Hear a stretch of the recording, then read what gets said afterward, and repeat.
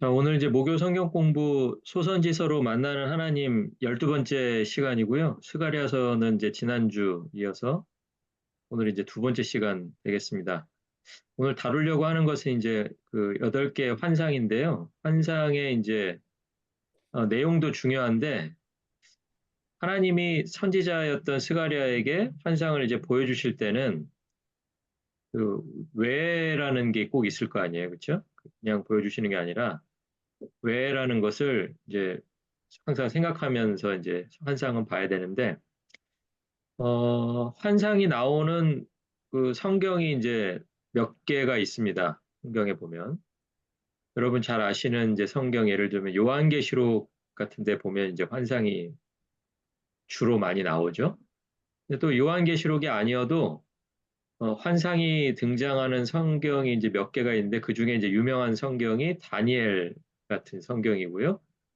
또 선지서 중에서는 이제 에스겔, 에스겔에서 보여주시는 그 성전에 대한 예루살렘에 대한 그 환상, 그것을 이제 생각할 수가 있겠습니다. 그래서 이제 이렇게 환상이 이제 여러 성경에서 등장하는데, 그러니까 뭐 예를 들면 환상에서는 이제 뭐 눈으로 보는 거를 환상이라고 하니까요.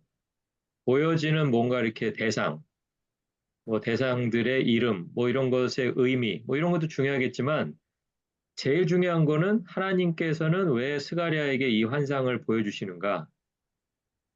그러니까 너무 당연한 얘기지만은 스가랴 혼자 보라고 보여주신 건 아니겠죠. 그렇죠? 그리고 스가랴만 볼 게 아니라면 누가 이 내용을 꼭 알아야 될까요? 스가랴하고 같은 시대를 살아가는 예루살렘에 있는 사람, 또는 조금 넓히면 이제 유대 지방에 있는 사람, 그렇게 생각하시면 될 것 같습니다. 그러면은 이제 그 유대나 예루살렘에 있는 사람들은 도대체 어떤 환경에 있었던 사람인가? 지난주에도 잠시 말씀을 드렸는데요. 바벨론 포로가 이제 70년이 다 돼서 이제 본국으로 이제 바사왕 고레스의 명령대로 이제 되돌아와서 그 사람들이 이제 그 회복에 대해서 이제 기대감을 갖고 막 이렇게 와서 이제 정착하려고 하는 막 이제 정착이 끝난 게 아니고요. 뭐 사실은 와보니까는 다 엉망이죠. 오히려 바벨론에서 포로지에서 이제 한 70년 정도 지나다 보니까 그곳에서의 생활은 어느 정도 좀 안정이 됐다고 볼 수가 있습니다. 그리고 더더군다나 이제 한번 포로로 잡혀간 다음에 바벨론이 망해버렸잖아요. 그리고 이제 페르시아 그 뒤를 이어서 이제 제국이 된 페르시아는 바벨론하고는 조금 다른 정책으로 그 포로된 민족들을 이렇게 대우해줬기 때문에 사실은 돌아왔던 사람들하고 남아있던 사람들하고 형편이 누가 더 나으냐, 요것만 따지면은 남아있는 사람들이 더 나았어요. 예, 돌아온 사람들이 기대를 갖고 돌아오기는 했지만 그 사람들이 오히려 환경이나 어떤 조건이나 이런 것들은 훨씬 더 안 좋은 데서 이제 출발해야 되는 이제 그런 사람들이었거든요.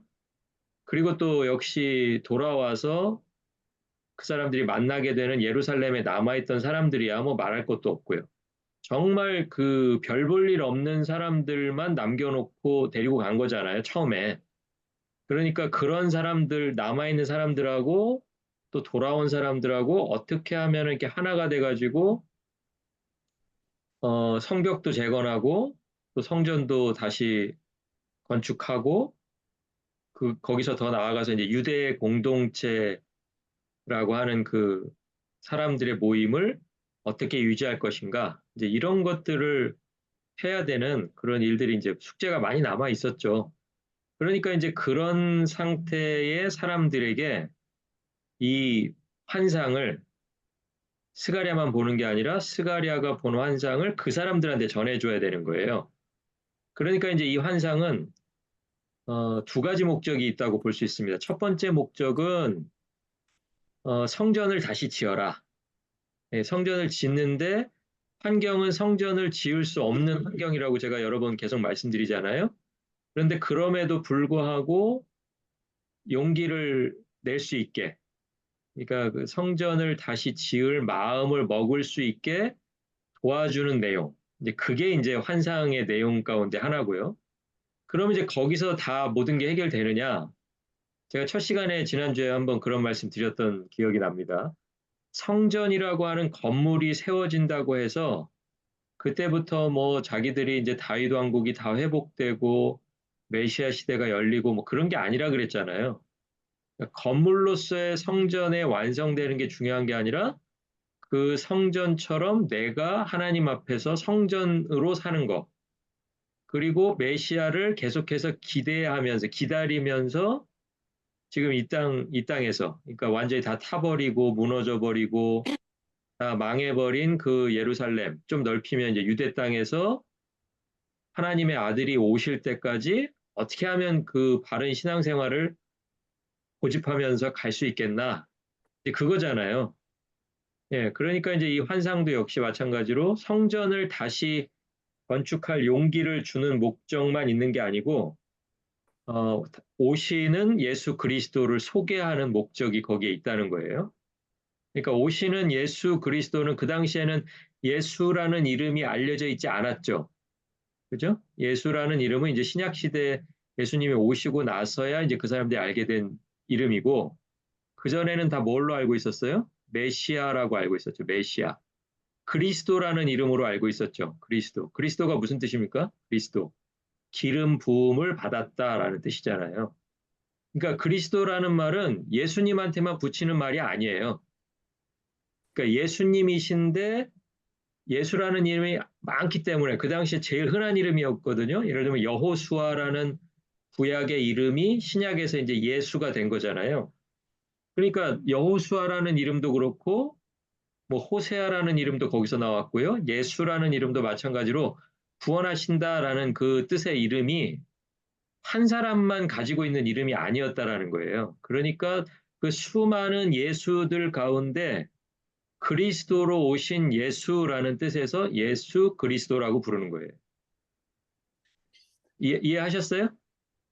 예. 그러니까 그리스도가 오실 그리스도를 이 환상을 통해서 소개하는 목적. 예, 그게 두 개가 있다는 거예요. 그러니까 이제 내용도 이해하고 기억하시면 좋겠지만 잊지 말아야 될 게 그 두 가지. 성전을 다시 지을 수 있도록 용기 주는 목적, 그거 하나하고 이제 오실 그리스도를 소개하려는 목적, 이 두 가지가 있다는 거예요. 모든 환상 속에. 그러니까 어떤 환상 속에는 직접적으로 이 부분이 바로 오실 메시아가 이런 모양, 이런 인물을 가지고 오시겠구나. 그렇게 구체적으로 나타난 부분도 있고요. 그것이 속으로 그냥 은근하게 나타나는 부분도 있고, 이제 환상들은 좀 그렇습니다. 그런데 어쨌든 8개 환상이 두 개 두 개씩 짝을 이루어 가지고 전체 8개가 성전을 다시 지을 용기를 주면서 동시에 지금 포기하지 말고 앞으로 계속 기다려라. 누구를? 예수 그리스도를. 예, 그 내용을 담고 있다는 거. 그것을 이제 제일 먼저 말씀드리고 그 다음에 이제 우리가 내용으로 한번 들어가 보겠습니다. 자, 첫 번째 환상은요. 1장 7절에서 17절에 나와 있습니다. 이제 짧지 않은데요. 다 읽지는 않을 거예요. 그냥 제가 거기다 본문만 써놨으니까요. 나중에 여러분이 확인 차원에서 이제 성경 펴시고 네, 강의 노트 이렇게 읽어 나가실 때 한 번씩 이렇게 확인해 주시면 좋을 것 같습니다. 첫 번째 환상은 어떤 환상이냐면 붉은 말을 타고 화석류 나무 사이에 서 있는 사람의 환상이에요. 자, 첫 시간에 제가 미리 말씀을 드렸지만 이스라엘 백성들에게 화석류 나무 그러면 특별한 의미가 있다고 그랬죠. 화석류 나무. 히브리어로는 뭐라 그랬어요? 히브리어로는? 히브리어로 뭐라고 알려드렸는데. 이름은 이제 잊어버리셔도 되는데 에스더의 유대 이름이었죠. 예? 에스더의 유대 이름. 나중에 한번 찾아보시고요. 에스더서에서. 자, 그런데 그 뜻이 뭐냐면, 뜻이, 의미가 뭐냐면, 하나님께서 앞으로 구원하시겠다라는 하나님의 계획을 이야기할 때마다 선지자들이 이 나무를 언급했다는 거예요. 그러니까 세월이 쭉 흐르면서 계속해서 이렇게 그 단어들이 반복되다 보니까 스가랴에게 보여주실 때 화석류 나무 사이에 누가 서 있다. 이것만 딱 보여주셔도 아, 이게 내용이 뭐라는 거예요? 이 하나님이 왜 나한테 이걸 보여주시는가? 화석류 나무는 왜 보여주셨어요? 이렇게 물어보지는 않았다는 거죠. 왜? 이미 지나간 시대의 선지자들을 통해서 이 화석류 나무가 등장하면 이게 뭐라는 거를 하나님은 이미 알려주셨던 적이 있기 때문에. 그게 바로 하나님의 구원, 하나님의 회복에 대한 계획을 이야기할 때마다 나타났던 나무이기 때문에 이 화석류 나무라고 이렇게 이야기하면 벌써 스가랴가 탁 알았다는 거예요. 자, 그럼 이제 스가랴만 알겠어요? 자, 이 환상을 보고 누구한테 전해야 돼요? 예루살렘에 있는 사람들, 또 유대 땅에 살고 있는 사람들한테 전해야 되잖아요.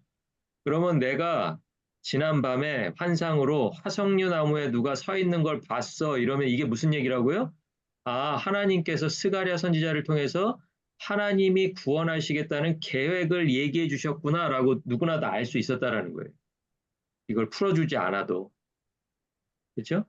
예, 그러니까 화석류 나무 그렇게 좀 기억을 해 주시면 좋을 것 같습니다. 자, 그러니까 여호와의 천사가 화석류 나무 사이에 서 있다는 것은 굉장히 희망적인 신호예요. 희망적인 신호를 왜 줬겠어요? 지금 현실은 절망적이기 때문에. 그렇죠? 현실이 막 그냥 신나고 희망이 가득 차 있는데 굳이 희망적인 신호를 줄 이유는 없겠죠. 예, 그러니까 하도 절망하고 포기하고 아, 이제 안 되나 보다. 우리는 이제 성전 못 짓나 보다 할 때쯤 화석류 나무를 보여주셨다는 것은 굉장히 좋은 신호라는 거예요. 희망적인 신호라는 거예요. 자, 그리고 이제 붉은 말하고 자줏빛 말, 백마 이렇게 세 종류가 나오는데요. 그러니까 이 천사가 타고 있는 붉은 말까지 하면 말은 네 마리죠. 자, 그리고 이제 이 세 종류의 말이 왜 나오느냐? 이제 몰라서 이제 스가랴가 물어봅니다. 그러니까 이제 천사가 대답을 해줘요. 뭐라 그러냐면 하나님께서 온 땅에 두루 다니라고 보내는 하나님의 사람들이다. 이제 이렇게 설명을 해줍니다. 그거는 이제 뭐 더 이상 뭐 또 더 궁금한 게 없죠. 아, 이게 뭐 말 색깔 이런 게 중요한 게 아니고요. 이제 하나님께서 모든 방향으로 말들을 보내셔서 세상이 어떤지를 이제 보게 하는 이제 그런 역할을 하고 있습니다. 자, 그러니까 이 당시에는 이제 온 세상이 누가 다스리는 세상이에요? 누가? 고레스 왕이 세웠던 바사 제국, 그렇죠? 바사 제국의 왕들이 다스리고 있는 그 시대잖아요. 자, 그러니까 돌아온 사람들이 뭐라고 보고하냐면 아주 평안하고 조용합니다. 이렇게 얘기하는 거예요. 그러니까 그전에는 뭐 아수르가 나오고 또 아수르를 이어서 또 바벨론이 또 강대국으로 떠오르고 또 바벨론이 조금 있다가 망하고 또 바사 제국이 들어설 때까지만 해도 온 천하가 그냥 어수선했는데 지금 이때쯤 되니까 어때요? 바사 제국이 완전히 튼튼하게 자리를 잡아서 모든 천하가 그냥 평안하고 조용하다. 그런데 모든 천하는 평안하고 조용할지 모르는데 어디만 힘든 거예요, 어디만. 지금 바벨론에서 돌아와서 예루살렘에서 성전을 건축을 눈앞에 두고 있는 우리들만, 유대인들만 그냥 힘든 상황이라는 거예요. 그렇죠? 예, 그러니까 제국은 평안하고 조용한데 예루살렘과 유다의 형편은 어렵다. 이제 요렇게 정리를 하실 수가 있겠습니다. 자, 그러니까 이제 천사가 하나님 앞에 중보해요. 아니, 뭐 바깥이 아무리 평안하면 뭐 하겠습니까? 주님 백성들 이대로 놔두실 거예요? 이 사람들이 이렇게 어려운 지경에 그냥 두실 거예요? 이렇게 이야기하는 거예요. 이제 이거를 이제 우리가 알기 쉽게 얘기하면 이게 이제 중보잖아요, 중보. 그렇죠? 이 사람들 형편이 이렇게 어렵습니다, 하나님. 불쌍히 여겨주세요. 이게 중보잖아요. 그러니까 천사가 이렇게 중보를 합니다. 중보를 하니까 하나님께서 그 중보에 대해서 응답을 해주세요. 뭐라고 응답하냐면 내 집이 예루살렘에 건축될 거다. 이렇게 얘기하는 거예요. 자, 아까 처음으로 다시 돌아가서 환상의 목적 두 가지 중에 첫 번째가 뭐라 그랬어요? 다시 성전 건축할 용기를 주려는 목적이 있었다 그랬죠. 근데 여기 바로 나오죠. 내 집이 예루살렘에 건축될 것이다라고 누가 얘기해줘요? 누가 확인해줘요? 하나님이 확인해 주신다는 거예요. 그러니까 이 환상을 전하면 누가 용기를 얻겠어요? 성전 건축을 몸소 해야 되는 그 백성들, 예루살렘 거민들, 그 사람들이 용기를 얻겠죠. 왜? 하나님이 직접 얘기하셨으니까 내 집은 건축될 거다라고 얘기하시면서 거기다가 뭐를 덧붙이시냐면 1장 17절 한번 보세요. 1장 17절이요. 스가랴 1장 17절에 보시면 하나님께서 이렇게 말씀하십니다.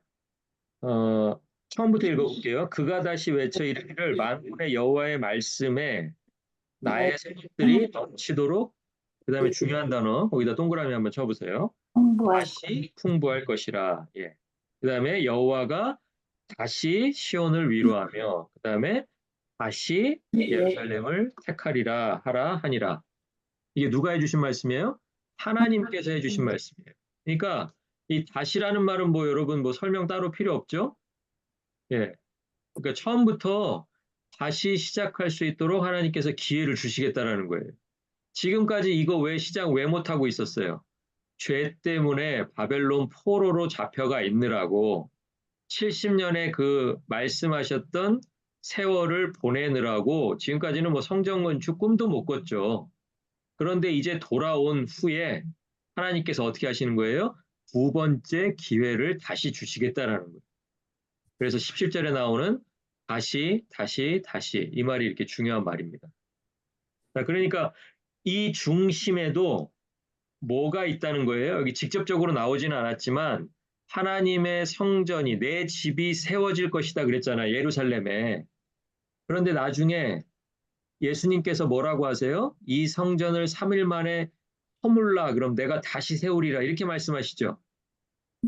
아니 하나님은 내 집을 예루살렘에 건축할 거라고 그러셨는데 성전 건축을 얘기하시는데 예수님은 오셔가지고 있는 성전도 허물어 버리라고 말씀하시잖아요. 왜 그러셨을까? 그것은 바로 제가 첫 시간부터 계속 강조했던 것처럼 성전이 건축된다는 것이 건물로서의 성전을 이야기하는 것이 아니고 예수 그리스도를 통해서 세워지는 하나님의 백성들의 성전됨에 있다라는 거예요. 그러니까 눈에 보이는 성전은 허물어도 누가 세우세요? 오실 예수 그리스도가 십자가에서 죽음으로 죄인들을 구원하셔서 그 구원받은 백성들 한 사람 한 사람을 하나님 앞에서 성전 세우시겠다는 거예요. 먼저는 그러니까 누가 성전 되시는 거예요? 누가? 예수 그리스도가 먼저 성전이 되시는 거죠. 그렇죠? 그게 바로 예수님이 말씀하신 사흘 만에 내가 다시 세우리라 자기의 부활할 몸을 가르켜서 그렇게 말한 것이라고 성경이 분명하게 말하고 있습니다. 자, 그러니까 이 집이 건축되는 것, 내 집이, 하나님의 집이 건축되는 것 역시도 그 중심에 누가 있어야 돼요? 예수 그리스도가 있어야 된다라는 거예요. 그러니까 사람들이 아무리 눈에 보이는 성전 번듯하게 건축됐다고 해서 사람들이 이제부터 성전된 삶을 살아갈 수 있는 게 아니라는 거예요. 누가 오셔야 돼요, 먼저? 예수 그리스도가 오셔야 되고 예수 그리스도가 십자가에서 죽으시고 부활하셔야 그 부활의 주를 믿는 사람들이 하나님의 성전 되는 역사가 그때부터 일어난다는 거예요. 좀 이해가 가세요? 자, 그러니까 첫 번째 환상은 직접적으로는 성전을 다시 건축할 용기를 사람들에게 주기 위해서 이렇게 스가랴에게 환상을 보여주십니다. 자, 그리고 두 번째 환상은요, 네 뿔과 대장장이 네 명이에요. 자, 이 네 뿔이라는 건 뭐냐면, 뿔은 이제 뭔가 강력함, 힘, 권세, 뭐 이제 이런 걸 상징하는 거거든요. 그러니까 역사를 우리가 한번 생각해 보면, 남유다와 북이스라엘 중에 이제 북이스라엘이 먼저 망했잖아요. 북이스라엘이 누구에게 망하냐면, 아수르 제국에게 망합니다. 아수르에게. 예, 그리고 나서 이제 얼마 안 있다가 또 남쪽 유다가 누구에게 망해요? 물론 이제 그 전에 아수르 제국이 바벨론에게 망하죠. 그래서 이제 바벨론이 다시 남유다를 멸망시킵니다. 그리고 그 바벨론도 얼마 가지 못하고 바사 제국에 의해서 멸망하고요. 그리고 우리가 이제 다니엘서 공부할 때 우리가 거기서 많이 이야기했는데요. 바사 제국이 또 얼마 가지 못하고 멸망한 후에는 누가 들어와요? 헬라 제국이 들어와요. 헬라 제국을 세운 사람은 누구예요? 알렉산더죠. 알렉산더. 예. 알렉산더 대왕. 자, 그래서 이제 헬라 제국까지는 성경 안에 이제 그 존재들이 나와 있었습니다. 그러니까 이제 이방 나라를 이렇게 뿔로 표현하고 있어요. 뭔가 이게 어, 유다가 제국이 바뀔 때마다 그 제국과 상관이 항상 있을 수밖에 없었어요. 그렇죠? 이스라엘은 뭐 애굽으로 내려가려 그래도 중간에 이스라엘이 있고 저쪽 그리스로 바다 건너 갈라 그래도 이스라엘이 거기 있고 그렇죠? 반대로 또 그리스 쪽에서 이 동쪽으로 넘어가기 위해서는 그 관문이 또 이스라엘이고 하다 보니까 제국이 바뀌고 힘 있는 사람이 바뀔 때마다 항상 시달리는 게 누가 시달려요? 이스라엘이 그 중간에서 시달리고 있다라는 거예요. 그래서 그 시달림을 주는 대상, 그 대상을 두 번째 환상에서는 뿔이라고 이제 이렇게 표현을 했습니다. 네 개의 뿔이 있다는 거예요. 자, 그래서 이제 이 네 개의 뿔이라는 개념도 스가랴서에서만 나오는 개념이 아니고 아까 말씀드렸던 것처럼 이제 다니엘서에서는 이제 7장을 보시면 거기에 이제 뿔로 표현되었던 그 열방, 세계 제국에 대한 이야기가 잠시 나오고요. 그리고 이제 더 많이 나오는 데가 요한계시록에 가보면 13장에서 또 이제 뿔이라고 표현하는 그런 부분이 나옵니다. 여러분 나중에 한번 다니엘서 요한계시록 한번 확인해 보시면 좋겠습니다. 자, 그래서 이제 대장장이들은 또 이제 뿔이 네 개니까 대장장이도 네 명인 거예요. 그냥 그렇게 보여주는 거예요. 그래서 대장장이 하나가 뿔 하나씩 담당해가지고 망치로 뿔을 이제 부시고 있는 거죠. 환상 속에서. 그러면 이제 이게 뿔이 무엇인지를 알려줬으니까 뿔이 부서진다는 건 뭐겠어요? 이스라엘을 괴롭히고 있는 이방이, 이스라엘을 괴롭히고 있던 세계 제국이 누구의 손에 의해서? 대장장이의 손에 의해서 무너질 때가 온다라는 게 그 환상의 내용이겠죠. 그렇죠? 자, 그러면 여기서 대장장이가 누구를 상징하겠냐라는 거예요. 누구를 상징할까요? 오실 예수 그리스도를 상징하겠죠. 그렇죠? 그렇지 않나요? 이방으로부터 압제당하고 포로된 것을 풀어줄 수 있는 사람, 그 이방의 세력을 꺾을 수 있는 사람, 그 사람이 누구밖에 없어요. 오실 메시아밖에 없잖아요. 예수 그리스도밖에 없잖아요. 그러니까 이것은 여기서 직접적으로 이름을 언급하지는 않았지만 아까 맨 위로 올라가서 환상의 목적, 예수 그리스도를 소개하려는 그 목적을 두 번째 환상은 가지고 있다고 보시면 되겠습니다. 이해가 가시죠? 예. 그러면 그런데 이제 중요한 거는 뭐냐면 하나님의 백성에게 하나님의 백성의 원수인 뿔을 박살내는 것을 메시아가 하실 일로 기대하는 건 너무 당연한 건데 문제는 뭐냐면요. 사람들이 이 메시아를 너무 현실적인 국가의 틀 안에서만 기대했다는 게 문제예요. 이게 무슨 말이냐면 좀 쉽게 풀어드릴게요. 하나님의 백성의 원수들은 시대마다 사람들이 느끼는 원수가 맨날 달라졌어요. 어떻게 달라졌어요? 아까 말했죠. 제가. 북이스라엘에게는 원수가 누구였을까요? 아수르였을 거예요. 남쪽 유다에게는 바벨론이었을 거예요. 나라가 완전히 없어져서 포로된 다음에는 그 다음엔 자기들이 누구를 원수라고 생각했을까요? 뭐 정도의 차이는 있겠지만 세계를 다 지배하면서 자기들에게 뭐 조공도 달라 그러고 왕도 세우지 못하게 자기들이 신하를 보내서 다스리고 하는 그 세력들, 뭐 가사 제국이라든지 헬라 제국이라든지 이런 나라들을 원수라고 생각했을 거예요. 자, 그렇게 생각해 본다면 예수님이 오셨을 당시의 유대인들, 특별히 예루살렘 사람들은 누구를 원수라고 생각했을까요? 로마를 원수라고 생각했겠죠. 왜? 그 당시에 세계를 지배하는 건 로마였으니까요. 그래서 뭐 분봉왕이나 이런 왕들도 다 누가 정해줘요?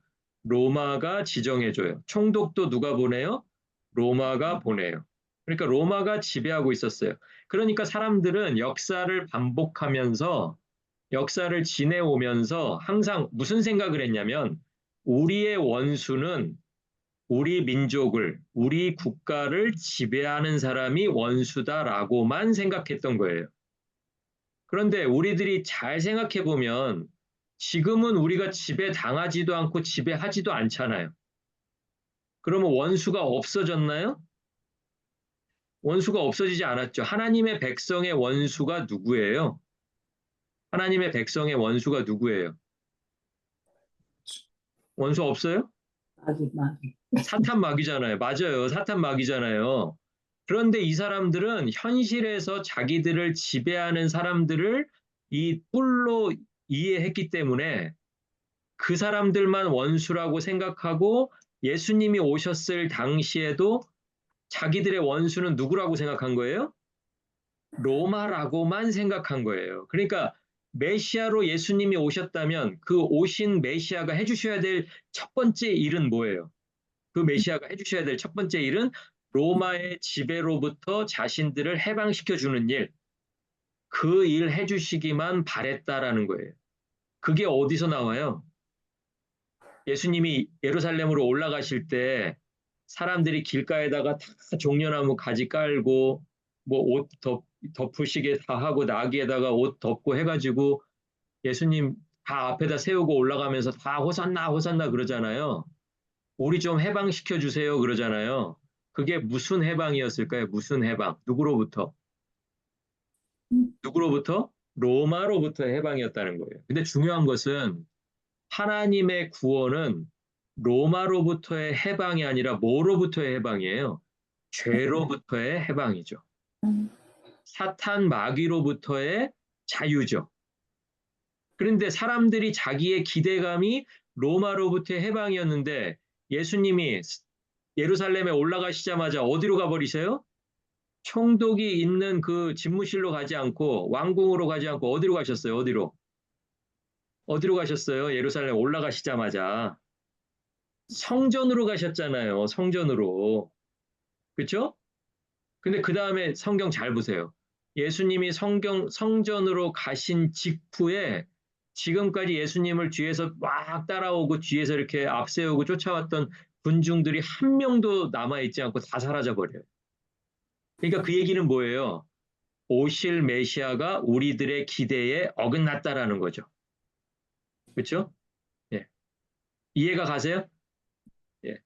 그러니까 사람들은 원수를 역사 속에서 현실적인 국가의 틀 안에서만 이해하고 그걸 해결해 줄 메시아를 기대했다는 게 그 뜻이에요.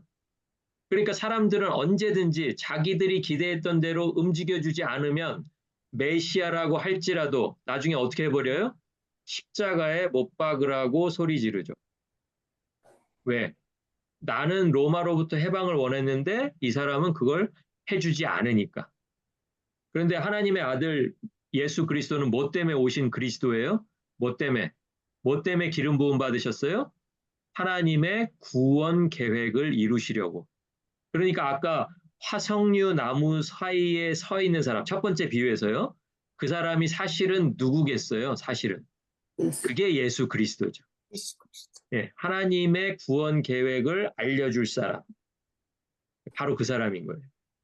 그래서 이제 넷불과 대장장이 네 명의 환상이 이제 그런 의미를 담고 있습니다. 자, 세 번째 환상은 측량줄을 잡은 사람이에요. 측량줄이라는 것은 다시 세워질 예루살렘의 너비와 길이를 측정하기 위한 도구예요. 전에 그 아모스서 공부할 때 우리가 다림줄이라는 거 배웠잖아요. 다림줄하고는 조금 다릅니다. 다림줄은 뭐였어요? 얼마나 똑바로 서 있는가. 그러니까 얼마나 하나님의 요구대로 서 있는가를 재는 도구가 다림줄이었죠. 네, 그러니까 그건 조금 달라요. 이거하고는요. 이 측량줄은 길이와 넓이를 측정하기 위한 도구예요. 그러니까 하나님이 예루살렘이 이 정도 넓어야 되겠다. 이 정도는 길어야 되겠다라고 할 때 그 측량줄을 잡고 서 있는 사람이라는 뜻이에요. 그러니까 결국은 이것도 누구겠어요? 측량줄을 잡은 사람이. 예수. 그렇죠. 오실 메시아 밖에는 우리가 생각할 수가 없는 거예요.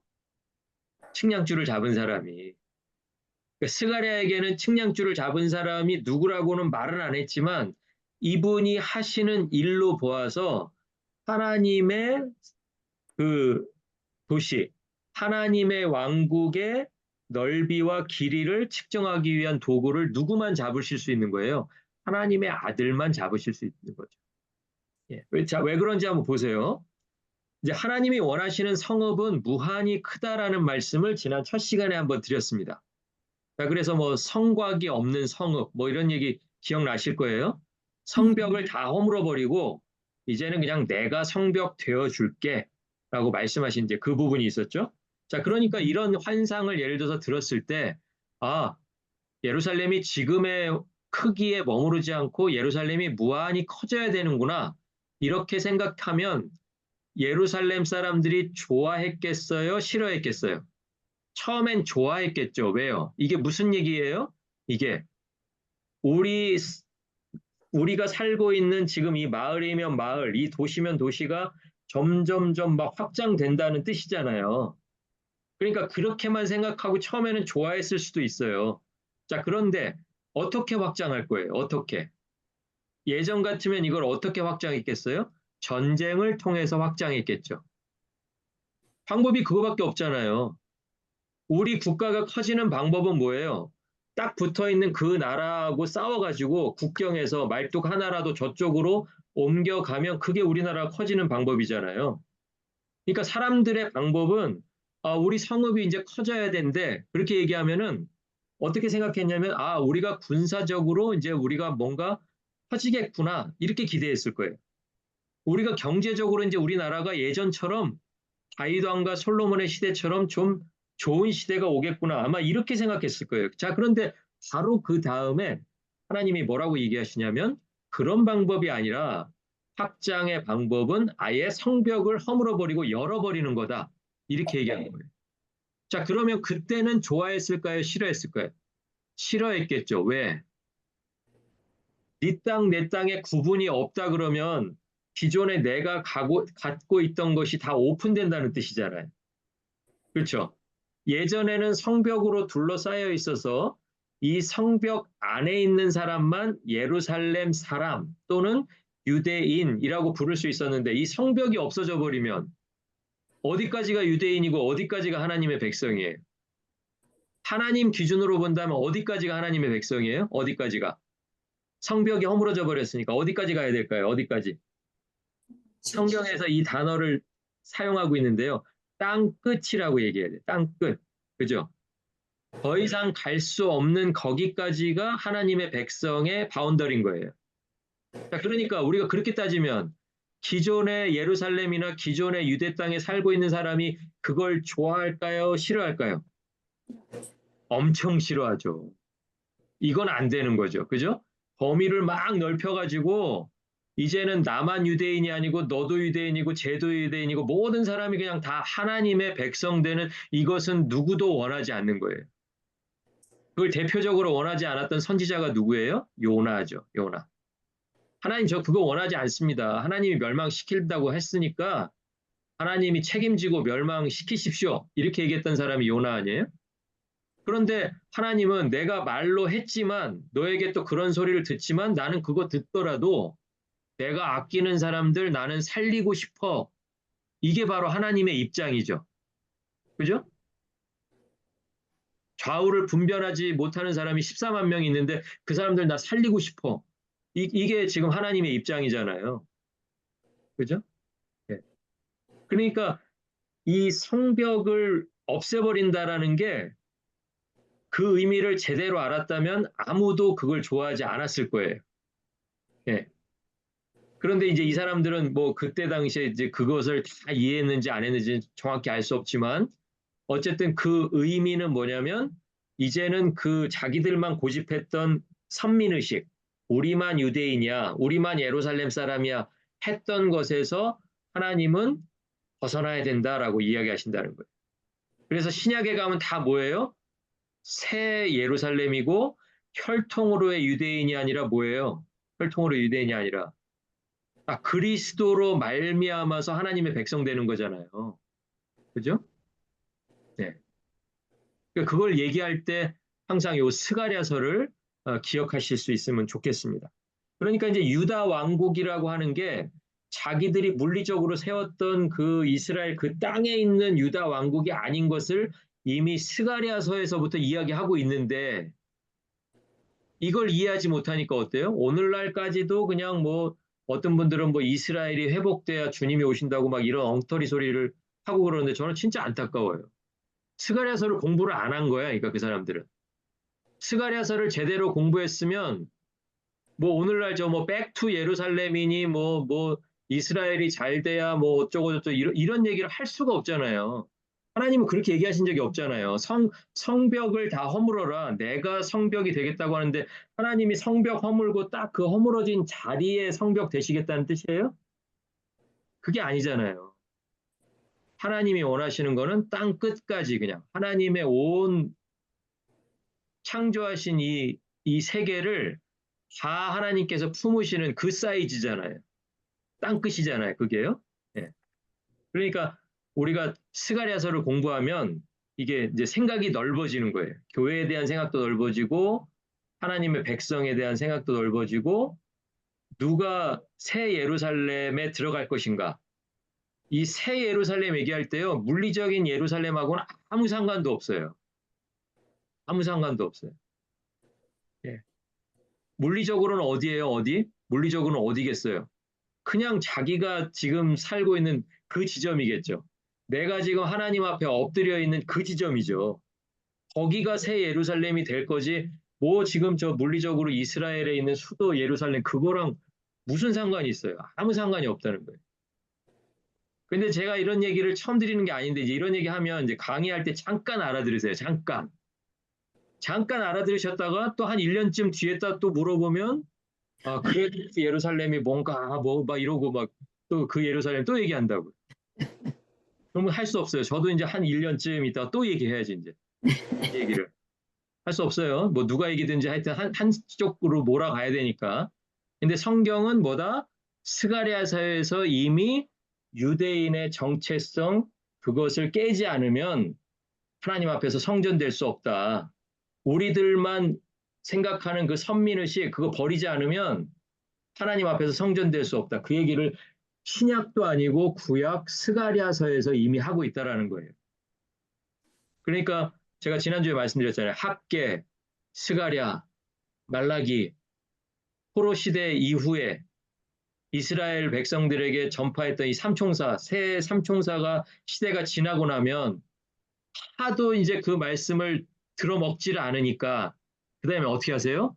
예수 그리스도가 오실 때까지 세례 요한 때까지 400년을 그냥 메시지를 안 주신다고요. 그러니까 이 400년의 암흑기를 생각한다면 그 400년 직전에 주셨던 이 말씀이 얼마나 귀해요. 이게 앞으로도 그냥 계속 받을 수 있는 그런 말씀이 아니고 이때 제대로 받고 이때 이해 못하면 앞으로 400년간 암흑 시대인데 사람들은 그걸 몰랐던 거죠. 그냥 오늘 안 들으면 내일 들으면 되지 뭐. 이번 주 안 들으면 다음 주에 가서 듣지 뭐. 이러고 있다가 400년이 그냥 와버린 거예요. 그런데 그 성경에서 놀랍게도 왕국의 정체성을 다 허물고 이기적인 선민의식을 버리게 하는 그 말씀을 스가랴를 통해서 주고 있다는 거예요.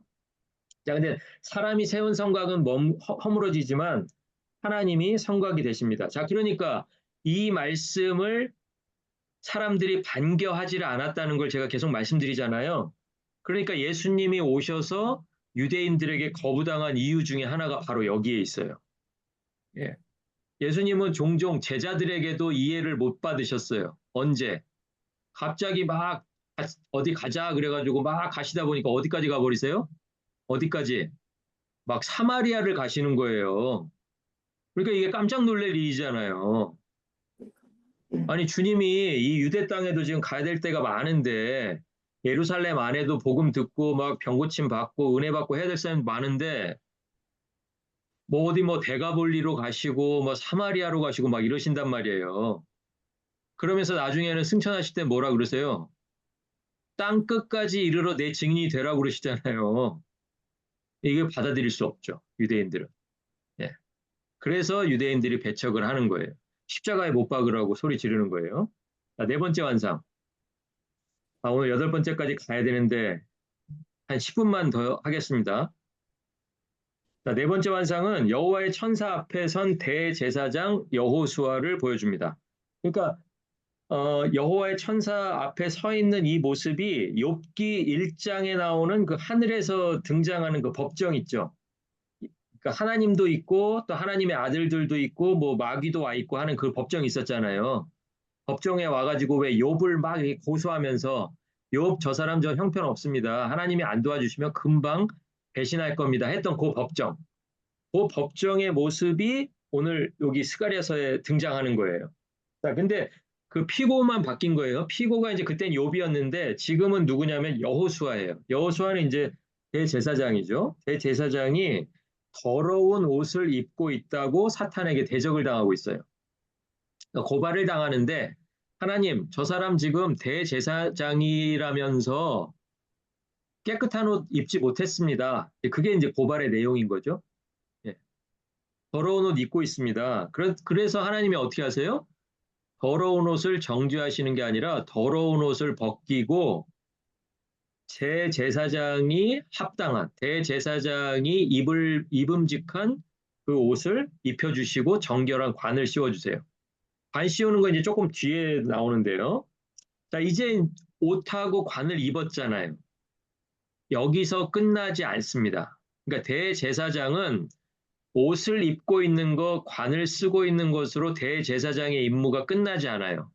그럼 뭐를 해야 되느냐? 대제사장은 하나님의 도를 행하고 규례를 지켜야 한다. 자, 그런데 인간 제사장은요, 옷 입고 관 쓰는 것까지는 할 수 있어요. 그렇죠? 대제사장들이 대대로 그래 왔잖아요. 아론 때부터 해가지고 아론의 아들들에게 막 이렇게 그 위임식도 해주고 하는 장면들이 구약에 나왔잖아요.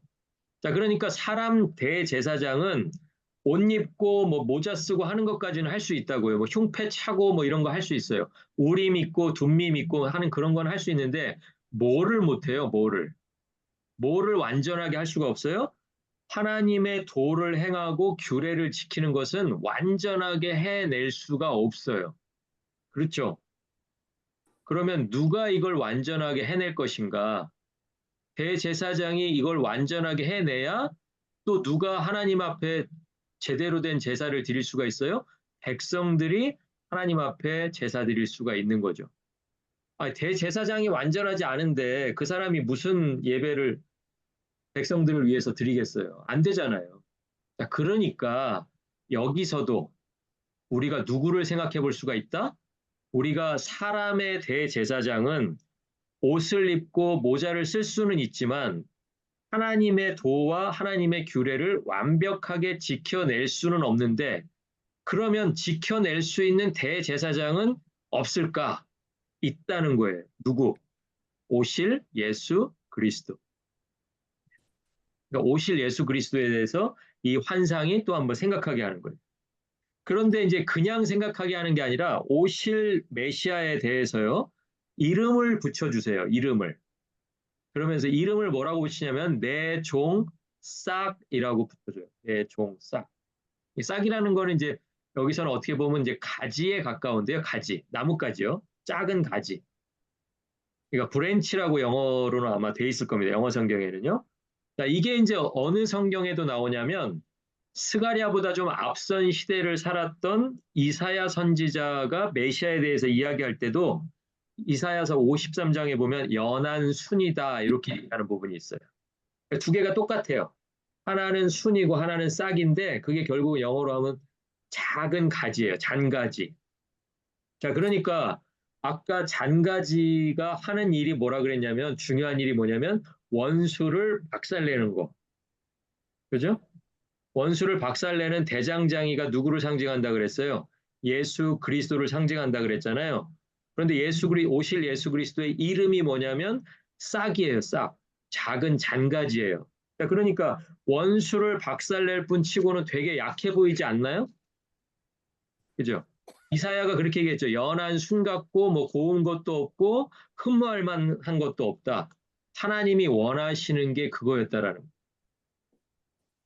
하나님이 원하시는 게. 하나님이 세우시는 그리스도는 전적으로 하나님을 의지하는 그 그리스도여야지 스스로의 모습이 뭔가 강력하고 크고 빛나고 하는 그 모습으로 오는 그런 대제사장, 그런 그리스도가 아니라라는 것을 이사야와 스가랴가 말해주고 있다는 거예요. 그러니까 겸손한 모습으로. 그래서 나귀를 타고 올라가실 때도 어떻게 해요? 어린 나귀 새끼를 타시죠. 그렇죠? 예. 그러니까 전쟁터에서 승리하고 돌아온 막 이렇게 말을 타고 들어가는 막 개선 장군의 이미지가 아니고 나귀를 타고 올라가시는 그런 모습으로 메시아를 이제 그리고 있습니다. 자, 다섯 번째 환상은요, 순금 등잔대와 두 감람나무입니다. 지난주에도 이 얘기 잠시 드렸는데요. 힘으로도 안 되고 능력으로도 안 되고 하나님의 영으로만 된다라고 했을 때 그 되는 일이 뭔가 그게 바로 성전 세우는 일이었습니다. 그러니까 이것은 아까 처음으로 다시 돌아가서 8개 환상의 목적 첫 번째가 뭐였어요? 성전 다시 건축할 수 있도록 용기 주는 거. 그죠? 그러니까 이게 직접적으로 그걸 주고 있잖아요. 힘으로도 안 되고 능력으로도 안 되고 하나님의 영으로만 되는 일이 성전 세워지는 일인데 지금 하나님의 영이 스가랴에게 환상을 보여주시는 거예요. 순금 등잔대와 두 감람나무. 그래서 이제 두 감람나무는 뭡니까? 라고 물어보니까 두 감람나무는 두 명의 기름 부음 받은 자다. 이렇게 얘기해요. 자, 그 부분, 성경에 나와 있는 그 부분이 4장 1절에서 14절인데요. 4장 1절에서 14절에 보시면, 11절 한번 보세요. 11절.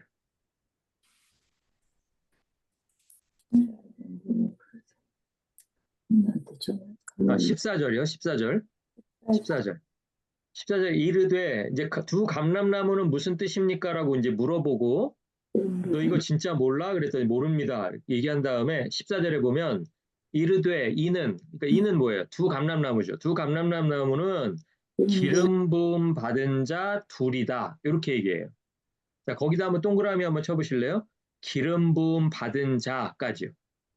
기름 부음 받은 자. 그것을 다른 말로 하면 뭐예요? 옆에다 쓰세요. 그리스도.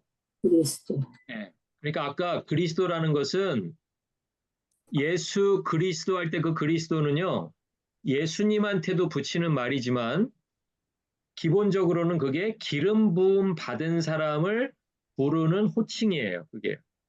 그러니까 선지자들도 기름 부음을 받죠. 그러니까 그 사람들도 뭐예요? 그리스도인 거예요. 왕도 다윗 왕, 솔로몬 왕 생각해 보면 기름 부음을 받았잖아요. 그러니까 왕도 그리스도인 거예요. 또 누가 남았어요? 대제사장들도 자기의 임무를 위해서 기름 부음을 받잖아요. 그러니까 대제사장들이 또 그리스도인 거예요. 예수 그리스도는 왕과 대제사장의 역할을 다 하시는 분이 바로 예수 그리스도인 거예요. 네, 기름 부음 받으신 분 예수 이 뜻입니다. 예수 그리스도. 자, 그래서 기름 부음 받은 자 그리스도로서의 수룹바벨과 여호수아다. 이렇게 말씀을 해주시는데 우리가 이제 글씨로 써 있기 때문에 이걸 그림으로 한번 생각을 해보면 기름이 졸졸졸졸졸 흘러나오는데 기름이 처음에 어디서 출발해요? 나무에서 출발해요. 감람나무에서. 감람나무로부터 출발해서 관을 따라서 7개의 관이 있습니다. 관에 모여서 관을 따라서 이렇게 흘러갑니다. 그래서 그 관에 있는 기름이 또 어디로 흘러 들어가냐면 등잔으로 흘러 들어가요. 등잔에 가서야 이제 불을 붙일 수 있겠죠. 그렇죠? 예, 그런 구조로 되어 있습니다. 이 4장 1절부터 14절이요. 자, 그런데 이 감람나무라고 부르는 그 두 사람을 기름 부으신 분이 누구냐는 거예요. 누구냐는 거예요. 온 세상의 주인이신 하나님이시다. 그렇죠? 그러니까 두 감람나무는 감람나무 자체에서 기름을 공급할 수 있는 게 아니고 누구로부터 공급받아요? 누구로부터? 자기들을 기름 부어주신 온 세상의 주인 하나님으로부터 기름을 공급받고 공급받은 그 기름을 가지고 관을 통해서 등잔을 해서 불을 밝히는 그런 역할을 하게 된다라는 거예요. 근데 이 역할을 진짜 앞으로는 누가 하실 거예요? 앞으로 오실 예수 그리스도가 이 두 감람나무가 했던 역할을 혼자서 다 감당하신다는 거죠. 그렇죠? 그러면 나중에는 또 예수 그리스도 다음에는 또 이걸 누가 감당해야 되겠어요? 누가? 근데 여기서 이제 답이 나와야 되는데 이걸 누가 감당해야 되냐면 저하고 여러분이 감당하는 거예요. 왜? 우리를 뭐라고 부르셨으니까 너희들은 왕이며 제사장이다 이렇게 부르셨잖아요. 예? 제사장. 베드로전서에 나오잖아요. 왕이며 제사장. 왕이며 제사장이면 뭐예요? 왕은 아까 뭐라 그랬어요? 왕. 그리스도. 제사장은 그리스도. 누구로부터 기름을 공급받아요? 하나님으로부터. 그러니까 하나님으로부터 기름을 공급받아서 우리가 해야 되는, 감당해야 되는 역할이 왕의 역할, 제사장의 역할이라고요. 하나님 앞에 중보하면서 서 있어야 되고 하나님의 다스림을 우리 주변에서 실현을 시켜야 되는 사람들이 저하고 여러분이라고. 그러니까 먼저는 누가 해주셔야 돼? 예수 그리스도가 어떻게 하는 건지를 우리에게 보여주셔야 되죠. 오셔서. 근데 오셨잖아요. 그러니까 이제부터 누가 해야 돼? 예수를 따라가는 예수 믿는 성도들이 그 일을 감당하고 나가야 된다는 거예요. 이해 가셨어요? 네. 화면으로 하니까 이게 이해 가셨다는 것을 확인할 길은 없지만 네. 이해는 이해 가는데, 가신 걸로 하고 넘어가 보겠습니다. 자, 여섯 번째 환상은요, 날아가는 두루마리인데요. 두루마리에 온 땅에 내리는 저주가 적혀 있습니다. 제가 빨리 갈게요. 자, 도둑질하고요, 하나님의 이름으로 거짓 맹세하는 일을 심판합니다. 자, 그런데 도둑질은 가만 생각해 보면 남의 것을 내 것이라고 가져오는 게 도둑질이잖아요. 그러니까 누구에게 짓는 죄예요? 이웃에 대한 범죄예요. 하나님의 이름으로 거짓 맹세하는 일은 이건 누구에게 짓는 죄예요? 그 이름을 가지고 계신 하나님께 짓는 죄예요. 그러니까 이 두 가지 죄를 이야기한 이유는 뭐냐면 하나는 하나님에 대한 죄, 하나는 이웃에 대한 죄를 심판하시겠다라는 거죠. 그렇죠? 그런데 이 죄가 이때 갑자기 생겨난 죄가 아니고요. 바벨론 포로로 잡혀가기 이전에 북이스라엘에 멸망한 이유가 뭐냐면 바로 이 두 가지 죄 때문에 그래요. 옆에 있는 사람들 거를 마치 내 거인 것처럼 가난한 사람에게서 빼앗아서 11조하고 장사할 때 속여가지고 그 사람 거 빼앗아서 내가 누리고 다 기억나시죠? 그게 바로 뭐예요? 그게 도둑질이에요. 그리고 하나님 섬긴다고 하면서 하나님 한번 섬겼다가 또 바알 섬겼다가 하나님 한번 섬겼다가 뭐 아세라 섬겼다가 뭐 이렇게 했기 때문에 하나님이 제물을 받으시지 않았던 거잖아요. 그리고 결국은 그것을 고치지 못하니까 나라를 그냥 멸망시켜 버리신 거잖아요. 그러니까 이 이야기를 보여주는 이유는 뭐냐면 지금 바벨론 포로 70년 다 지났고 이제 돌아왔지만 지금도 우리의 삶에서 뭐를 해결해야 된다?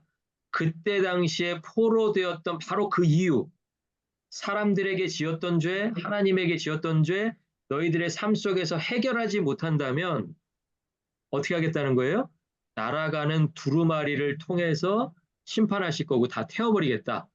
이 말씀을 하시는 거예요. 그러니까 건물로서 성전을 올리는 것만 중요한 것이 아니라 우리의 삶을 돌아보고 삶 속에 과연 내가 이웃을 향해서 올바로 살고 있는지, 하나님을 향해서 올바로 살고 있는지 그 두 가지를 반드시 점검해야 된다라는 내용이 그 환상 가운데 있는 거예요. 그렇죠? 네. 자, 일곱 번째 환상 바로 가보겠습니다. 자, 에바라고 하는 게 이제 그 곡식을 재는 바구니 같은 건데요.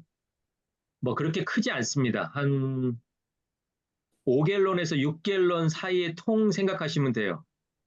자, 그러니까 여인인데요. 여자아이가 아니고 여인인데 에바에 들어가 있다는 걸 생각해 보면 그냥 큰 데 들어가 있는 게 아니라 억지로 막 이렇게 좁은 공간에다가, 그러니까 5갤론, 6갤론 통 여러분 아시잖아요, 그거. 우리 이제 여기 미국에서 부르신 교인들은 다 알 건데 가끔 우리가 짜장 시켜 먹잖아요, 점심에. 그럼 들고, 이렇게 남자분들이 딱 들고 오시는 그 통, 그게 5갤론이에요. 그거보다 조금 큰 거를 만약에 6갤론짜리를 생각해 보시면 거기에 사람을 집어넣을 수 있겠어요, 없겠어요? 뭐 집어넣을 수 없지는 않겠지만 집어넣었다 그래도 굉장히 어렵게 넣겠죠. 그러고서 거기다가 납조각으로 에바 뚜껑을 덮었다는 거예요. 그러니까 이건 뭐예요? 이 사람이 들어가고 싶어서 들어간 게 아니라 이 사람을 거의 가두다시피 해가지고 거기다 억지로 밀어 넣었다라는 거예요. 밀어 넣은 다음에 이 사람을 옮겨버립니다. 어디로 옮기냐면은 신할 땅으로 옮겨요. 신할 땅. 그러면서 이 여인이 정체를 이야기하는데 이 여인은 악이다라고 얘기해. 악한. 자, 그러면 이게 무슨 말이겠느냐? 왜 여인을 그러면 그 에바라고 하는 데다 억지로 막 묶어서 뚜껑 닫아서 납조각 무거운 걸로요. 눌러가지고 왜 바벨론 땅으로 보내려고 하나? 그리고 바벨론에다가 그 여인을 위한 집을 짓고 여인은 그냥 거기 머무르게 하겠다. 이런 게 내용이거든요. 이게 참 이상한데 그 내용이 뭐냐면 그 신할 땅이라고 하는 그 땅이 무슨 땅이냐면 예전에 바벨탑이 세워졌던 그 장소가 바로 신할 땅이라는 거예요. 바벨탑이 세워졌던 장소. 그러니까 지금은 이스라엘 안에 있는 이 악이라고 하는 것을 뿌리채 뽑아가지고 억지로 꾸겨 넣어서 빠져나오지 못하도록 그냥 그 악인이 거함직한 그 바벨 땅으로 바벨이 세워졌던 그 신할 땅으로 보내버리겠다라는 게 그게 하나님의 계획이라는 거예요. 그러니까 이스라엘 백성들 입장으로서 너무 좋은 일이죠. 이게 뿌리 뽑히지 않는 악인데 이것을 누군가가 그냥 우리 안에서 뽑아내서 억지로 그릇에 담아서 뚜껑 담아서 바벨이 세워졌던 그 신할 땅으로 보내버린다고 해주시니까 이건 좋은 일이잖아요. 자, 그러면 이게 악이 원하는 게 뭘까? 그것은 이제 창세기 11장에서 한번 확인해 보면 내 집의 꼭대기를 하늘에다 닿게 하겠다라는 게 그게 악이었다라는 거예요. 예. 자, 우리는 지금 뭘 세워야 돼요? 이 환상을 들은 사람들은 뭘 세워야 되는 사람들이에요? 하나님의 집을 세워야 되는 사람들이죠. 그런데 우리 가운데 있는 악이라고 하는 것이 뭐를 세우라고 자꾸 얘기한다고요? 내 집을 꼭대기를 하늘에 닿게 한번 세워보자. 이 얘기를 한다고요. 그게 바로 여인이 하는 일이었다라는 거예요. 이스라엘 안에서. 그런데 그 이스라엘 안에서 뿌리 뽑히지 않는 그 악을 누가 뽑아주시는 거예요? 하나님이 직접 뽑아주시는 거예요. 네. 자, 그리고 이제 악이라고 하는 건 뭐냐면 내 이름을 내는 거예요. 자, 우리들이 세워야 될 그 성전은 누구의 성전이에요? 누구의 성전? 네, 하나님 거잖아요. 하나님 성전. 성전을 세우면 누구 이름이 빛나요? 누구 이름이 나요? 하나님 이름이 나요. 여호와의 성전이니까 여호와 이름이 나오겠죠. 그런데 악은 뭐가 악이다? 내 집을 짓고 내 이름 내는 게 악이다. 그죠? 내 집을 그리고 조그맣게 지으면 내 집 나겠어요? 안 나겠어요? 내 이름 나겠어요? 안 나겠어요? 내 이름 날라면 어떻게 지어야 돼요? 크게. 크게 지어야죠. 크게. 예, 꼭대기는 하늘에 닿게. 아, 그리고 마지막에 온 지면에 흩어짐을 면하는 것. 그것이 악이라는 거예요. 자, 이 비슷한 장면이 계시록 써보세요. 여기까지만 하고 제가 여덟 번째 환상은 읽어보세요. 여덟 번째 환상 오늘 알았게요. 무저갱에다가 사탄을 잡아 던져 넣어서 무저갱 뚜껑을 딱 닫아버리는 장면이 나오는데 그게 바로 계시록 적으세요. 9장, 11장, 17장, 20장 이렇게 나옵니다. 여러분 거기 한번 꼭 한번 확인해 보셔야 돼요. 이 장면하고 굉장히 비슷해요. 아까도 처음에 말씀드렸죠. 환상이 나오는 성경이 몇 가지가 있는데 에스겔, 다니엘, 스가랴, 그리고 요한계시록 이렇게 나오는데 오늘 본 일곱 번째 환상과 아주 비슷한 분위기가 요한계시록 9장, 11장, 17장, 20장에 나옵니다. 거기서도 하나님께서 그 마귀를 무저갱에다 집어넣고 막아버리시고 마지막 때에 잠깐 나오게 하시고 다시 완전히 멸망시키시는 그런 이야기가 나오거든요. 그 이야기가 이미 스가랴서에서도 어느 정도 비슷한 이야기로 지금 오늘 등장하고 있는 게 바로 일곱 번째 환상입니다. 자, 여덟 번째 환상은 이제 한번 읽어보시면 이해가 금방 가시니까요. 요거 한번 읽어보시고요. 오늘은 여기까지만 하고 다음 주에 세 번째 시간 이제 공부하겠습니다. 여러분, 오늘 조금 제가 길게 했지만 두 가지 꼭 기억하셔야 돼요. 여덟 가지 환상의 목적이 두 가지가 있는데 하나는 하나님의 집을 성전을 다시 건축할 용기 주려고 하는 그 목적 하나하고 또 하나는 뭐예요? 오실 예수 그리스도, 오실 메시아를 소개하면서 그분이 무슨 일을 하시고 어떤 분이시고 이런 것들을 언뜻 보여주려는 그 목적. 그 목적이 오늘 우리가 다룬 8개 환상 속에 다 들어가 있다는 것입니다. 여러분이 개인적으로 한번 확인하실 때에도 제가 말씀드렸던 성경 다시 한번 봐주시면 좋겠고요.